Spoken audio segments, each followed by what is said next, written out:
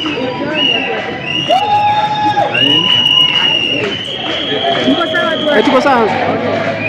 sir. Hi, how are you? I'm good. Yes. Karibu sana. Today we are here in CBD and what can you tell us a little bit of what is happening right now? Well, I did receive a flyer yesterday that young men and women who have given their life to Christ would love to come and have a prayer walk.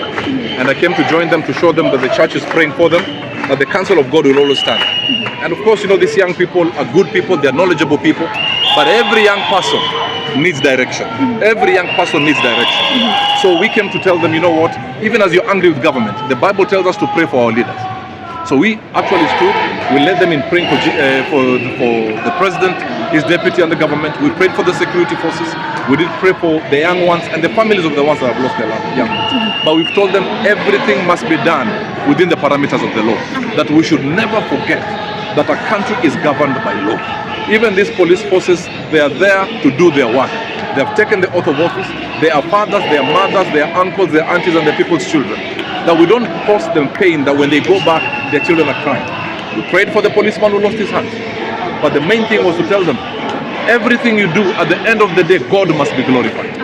That's it. God must be glorified. We have had you apologize on behalf of the church. Yes. Yeah. I did apologize on behalf of the church, not because the church is not speaking. I was told that the church is speaking, but then we are not being heard. Because you cannot tell the Gen Zs, it's up to you. Why are you not listening to us? It means we are not where they are. So I apologize on behalf of the church. Where you feel we have hurt you as a church and we have let you down as a church, we say we are sorry. And we hope as we go forward, we'll appear more vocal in as far as guiding you, praying for you, praying for the government and for the leaders, that after all has been said and done, this is the be all and end all. After all has been said and done, God must be glorified in everything. Kenyans are still planning to do some demos come this Tuesday. Yes. Are we expecting to see Robert Burale in the streets? For me, we have to understand that leaders, pastors, mentors, we must be around these young people. Because I have a 19-year-old, so I am a father to a Gen Z. You understand? So I come in as a father to make sure where I feel you guys are going wrong, nwambia maze, rudini hapa kidogo. Na hii unajua interview ya white si dai, hii ni miaka nimeisha. Na pia besides mwaka kuna ka wisdom. So is to guide you, because we don't want any other young person to die. We don't want any policeman to die. We don't want any policewoman to die. We don't want any business demolished. We don't want any cars stormed. So we have to stand up and be counted. And I after preaching in church, I was going to go home. But something said, no, go and stand with them. They are young people who have given their life to Christ. We prayed and we worshiped.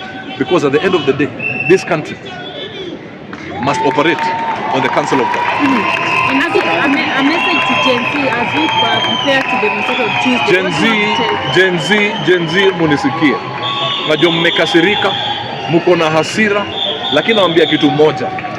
Hata kama mko na hasira, muonge poa. You can get a few guys to come and put your case forward in the offices that matter. I know government or leadership, they will not talk to a million people. You can get somebody or a few people to represent you, to go and put forward your grievances to people.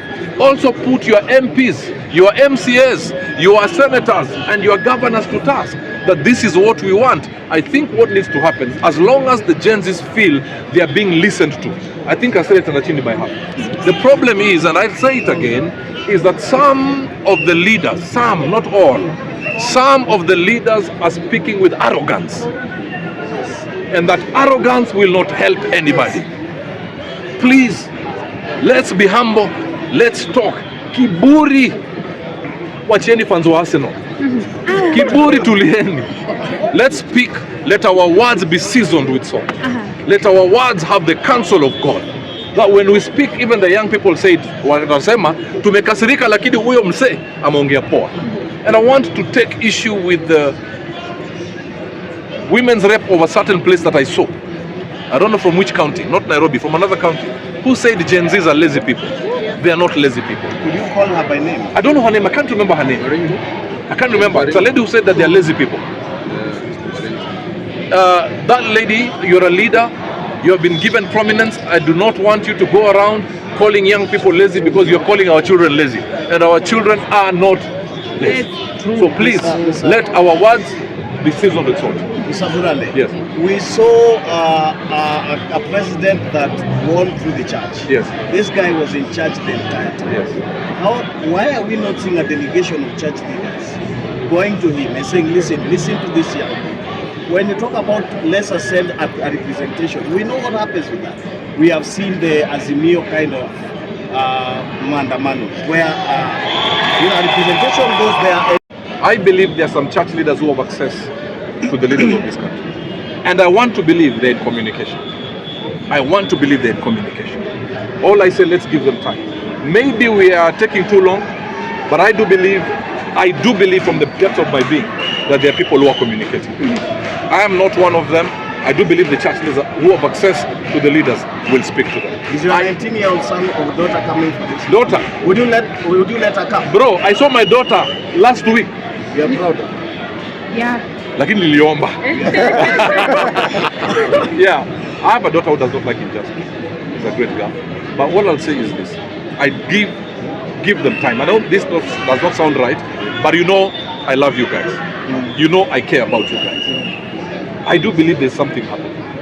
There's communication happening. But put your local leaders to task. Or wache kiburi kuita Gen Z lazy because you're insulting our children. I've not seen lazy people here. I've seen people with vibrance. So leaders, let your words be seasoned with salt. Young people, please also remember, these leaders are like your fathers and your mothers. Even how you speak, let it be with respect. The police forces took an oath of office. They are not your enemies.